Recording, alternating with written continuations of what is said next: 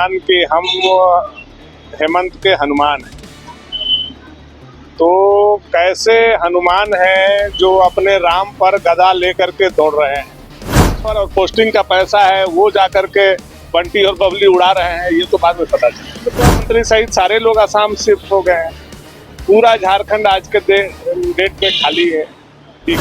झारखंड नहीं बने इसके लिए लड़ती रही और झारखंड बने इसके लिए जेएमएम लड़ती रही कि सांप कौन है, न्योला कौन है, सांप का किस प्रकार का सांप कांग्रेस है, यह व्याख्यान वो लोग। आज का पोस्टमार्टम झारखंड में नहीं हो पा रहा है और वहां जाकर के झारखंड के स्वास्थ्य व्यवस्था का बखान इरफान अंसारी कर रहे हैं।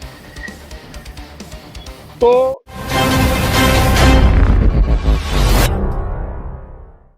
इस वक्त मैं मौजूद हूँ बीजेपी कार्यालय में। आपको बता दें कि आज बीजेपी का स्थापना दिवस है। ऐसे में हमारे साथ खास बातचीत के लिए मौजूद है भानु प्रताप जी। सीधा इनसे जुड़ेंगे। साथ ही आपको बता दें कि असम में चुनाव चल रहा है, तो इन मुद्दे के साथ सीधा उनसे जुड़ते हैं, बातचीत करते हैं, जानते हैं उनका क्या कहना है। आज बीजेपी का स्थापना दिवस भी है, क्या कुछ आप कहेंगे?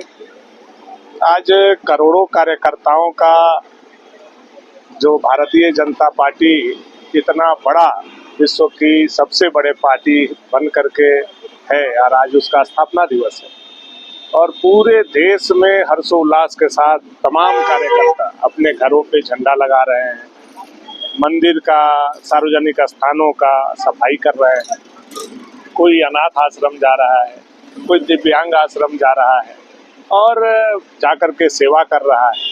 तो ये प्रेरणा हम लोगों को भारतीय जनता पार्टी जैसे संगठन से ही प्राप्त होगी। भारतीय जनता पार्टी के संस्थापक हम लोगों को जो संदेश दे करके गए वह जन जन तक पहुंचाना है। विश्व की सबसे बड़ी पार्टी बनना हमारा लक्ष्य उद्देश्य नहीं है, बल्कि भारत को विश्व गुरु बनाना हम लोगों का लक्ष्य और उद्देश्य जी। उस पर अनवरत पार्टी के एक कार्यकर्ता हम लोग काम करते हैं।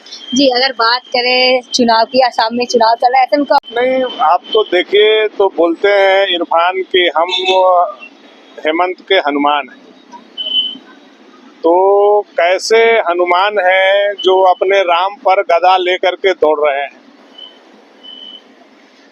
हेमंत जी अपना पार्टी का प्रचार कर रहे हैं और सो कॉल्ड हनुमान जो उनके हैं इरफान, वो उनके खिलाफ में प्रचार कर रहे हैं। यहाँ लाश का पोस्टमार्टम झारखंड में नहीं हो पा रहा है और वहां जाकर के झारखंड के स्वास्थ्य व्यवस्था का बखान इरफान अंसारी कर रहे हैं। तो आप देखेंगे कि झारखंड में आज एक ही मंत्री आपको दिखाई दे रहे होंगे, वो है आरजेडी के मंत्री।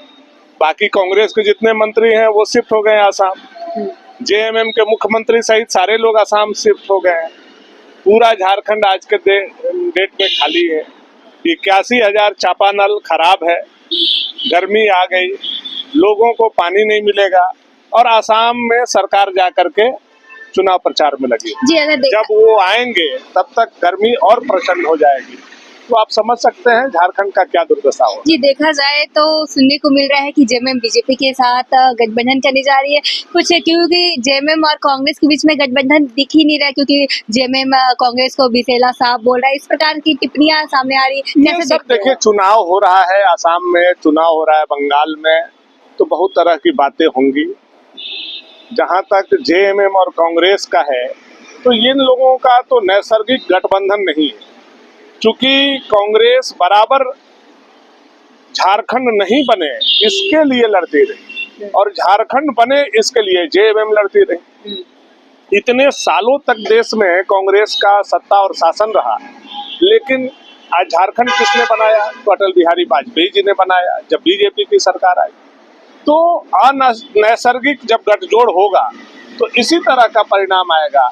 जो किसी को कोई सांप बोलेगा, किसी को कोई बिच्छू बोलेगा, तो चूंकि ये लोग दोनों एक दूसरे को जानते हैं कि सांप कौन है, न्योला कौन है, सांप का किस प्रकार का सांप कांग्रेस है, ये व्याख्यान वो लोग आपस में कर रहे हैं। एक तस्वीर हेमंत सोरेन जी दिखाए है असम का कि वहाँ पे अभी भी आदिवासी समाज बहुत गरीबी में रह रहे हैं, उनका घर वगैरह ठीक से नहीं है। कैसे देखते हैं? और इसलिए उन्होंने वादा भी किया है कि अगर हमारी सरकार आती तो 2500 देंगे, जिस प्रकार से झारखंड में महिलाओं को दे रहे हैं। कैसे? दुख इस बात का है कि हेमंत जी उस आदिवासी को देखने आसाम चले गए, लेकिन प्रतिदिन हमारे यहाँ के आदिवासी मरीज के रूप में खटिया पर, डोली पर और ठेला पर आ रहे हैं। वहाँ झारखंड उनको दिखाई नहीं दे रहा है, जहाँ के वो मुख्यमंत्री।